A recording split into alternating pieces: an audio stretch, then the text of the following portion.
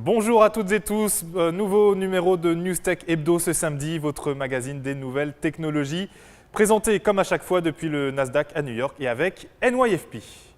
Alors vous connaissez sans doute Vine, cette application iOS permettant de filmer et d'uploader des vidéos très courtes, de 6 secondes maximum. Une appli qui cartonne puisqu'il s'agit ni plus ni moins de la plus téléchargée sur iPhone ces derniers temps. Eh bien jusque cette semaine, et assez bizarrement d'ailleurs, Vine ne disposait d'aucun équivalent pour Android. La niche était donc grande ouverte, il n'y avait plus qu'à s'y engouffrer.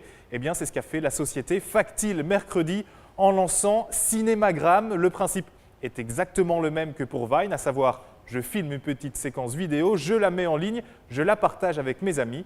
Reste à savoir maintenant si pour Cinemagram, eh bien, le succès sera le même. Une deuxième ville américaine jouira bientôt de connexion fibre optique, connexion à très grande vitesse donc.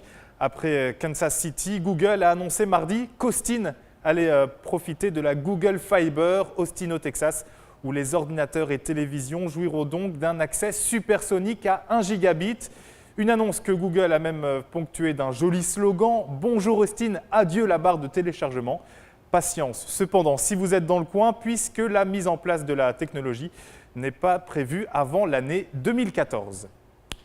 Selon une enquête publiée sur le site internet John Rain, l'écart entre Facebook et Google se réduirait petit à petit, en tout cas en ce qui concerne le nombre d'identifications. Le rapport révèle que 46% des logins sociaux, des connexions à un réseau social sur Internet, 46% donc, concerneraient le réseau social de Mark Zuckerberg, Facebook, contre 34% pour Google. Google qui grappillerait de plus en plus de terrain depuis deux trimestres.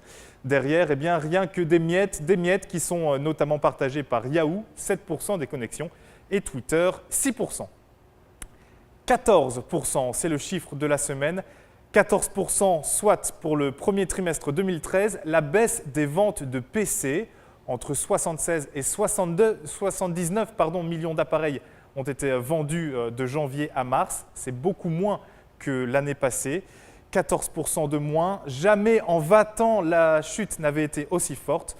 Un phénomène dû bien évidemment à l'explosion des tablettes et smartphones. D'ailleurs, les analystes prévoient qu'en 2017, dans 3 ans donc, eh bien, les tablettes se vendront quasiment 2 fois plus que les PC. Une annonce qui, d'un point de vue financier, plombait les actions des grands groupes informatiques jeudi. Microsoft de près de 5%, HP de près de 6,45% et enfin Dell de 1,23%. Et c'est là-dessus que se termine Newstech Hebdo pour cette semaine. On revient bien évidemment dans 7 jours. D'ici là, n'oubliez pas, portez-vous bien. Bye.